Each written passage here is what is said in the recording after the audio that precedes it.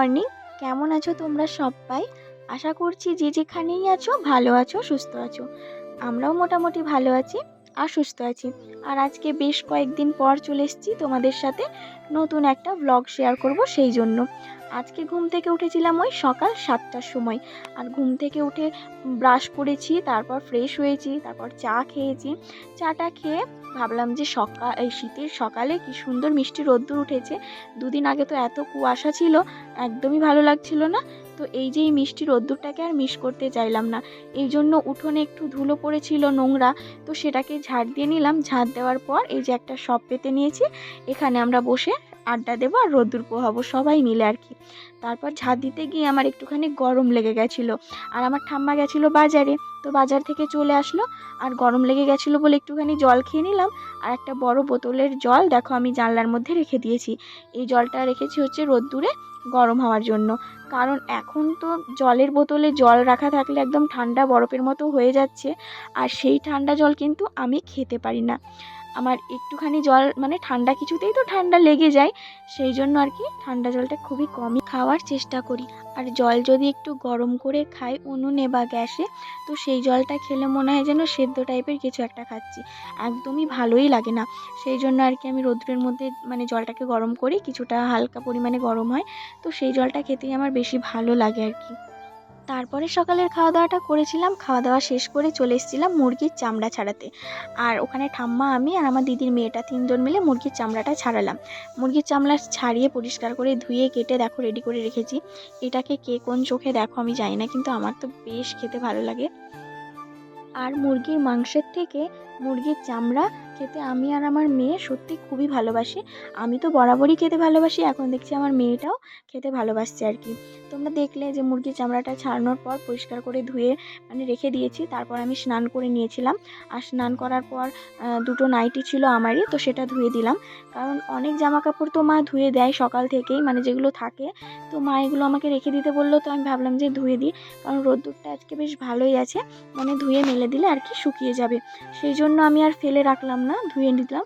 কারণ শুকিয়ে গেলে তো আবার সেটা পরে পরতে পারবো। কারণ বলা যায় না এই শীতের সময়তে মানে কোন দিন রোদ হয় আবার কোন দিন রোদ্দুর না হয়, বলা তো যায় না না। আর এই পাতলা নাইটিগুলো কী বা ফেলে রাখবো, ধুয়ে দিলেই শুকিয়ে যাবে, এটা ভেবে আর কি আমি ধুয়ে দিলাম।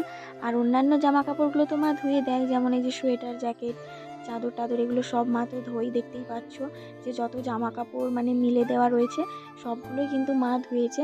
আর এটা আজকে নতুন না, প্রত্যেক দিনই মা এত এত জামা কাপড়ই ধয়। আর প্রত্যেক দিন আমি আজকেই দুটো ধুয়েছি, না হলে প্রত্যেক দিন ওই যে যে নাইটিটা আমি পরে থাকি মানে পরে স্নান করি সেটাই আমাকে ধুতে হয়, সেটা আমি নিজেই ধুয়ে দিই। তো এটা না ধুলে আর কি করব বলো। তো তারপর একটুখানি রোদ্দুরের মধ্যে বসে পড়েছি, কারণ ওই যে ঠান্ডা জলে কাপড় ধুয়েছি, তো এই জন্য একটু ঠান্ডা লাগছে। আর তার জন্যই রোদের কাছে একটু বসে পড়লাম। আর ভাবলাম যে মাথার মধ্যে একটু তেল দিই রোদ্দুরের মধ্যে বসে, কারণ মাথাতে তেল না থাকলে একদমই সত্যি কথা বলতে আমার ভালোই লাগে না। মাথার মধ্যে তেল যদি না দেওয়া থাকে না, আমার শুধু মাথা যন্ত্রণা করে কেন জানি না। সেজন্য মাথার মধ্যে একটুখানি তেল দিয়ে নিলাম। তো চুলে তেল দেওয়া শেষ করে তারপরে তোমাদের দাদাভাই যে জামা প্যান্টগুলো মেলা ছিল সেগুলোকে এখন তুলে নিচ্ছি, কারণ এগুলো শুকিয়ে গেছে। তো এই শুকনো হয়ে গেছে, এখন আমি এগুলোকে ঘরে নিয়ে গিয়ে ভাঁজ করে আর কি রেখে দেব। কারণ অনেক জামা কাপড় রয়েছে যেগুলো ভাঁজ করতে হবে, শুধু তোমাদের দাদাভাইয়েরই না, আমাদের রয়েছে, মাদের রয়েছে, অনেকেরই। তো এখন আমি চলে গেছি হচ্ছে জামা কাপড়গুলো ভাঁজ করতে। জামা কাপড়গুলোকে ভাঁজ করে রেখে তারপর এই যে দেখতে পাচ্ছ মানে চুলটাকে আঁচড়িয়েছি, তারপর বড় করে সিঁদুর পরেছি অনেক দিন পর। তো বড় করে সিঁদুর পরতে ইচ্ছে হলো আজকে আমার, সেজন্য সিঁদুর পরেছি। তারপর এদিকে মেয়েটাকে খাইয়ে দিচ্ছিলাম। তো ওই যে মেয়েটা হচ্ছে মুরগির চামড়াই খাচ্ছে শুধুই, আর ওই যে মুরগির পাগুলো হয় না ওগুলো খাচ্ছে। তারপরে বলছে আমি একা একা খাবো, সেই জন্য আর কি আমি বললাম তাহলে এবার আমি খেয়ে নিই। খাওয়া দাওয়া করে একটুখানি শুয়েছিলাম। তো খাওয়া দাওয়া করার পর জানি না কেন মানে একটুখানি মানে বসে থাকতে পারি না, তারপর একটু ঘোরাঘুরি করতে পারি না, মানে এই প্রেগনেন্সির জন্যই পারছি না। আর প্রচণ্ড মানে মাজায় যন্ত্রণা করে কেন জানি না, একদম অসহ্য যন্ত্রণা, যেটা একদম সহ্যই করা যায় না।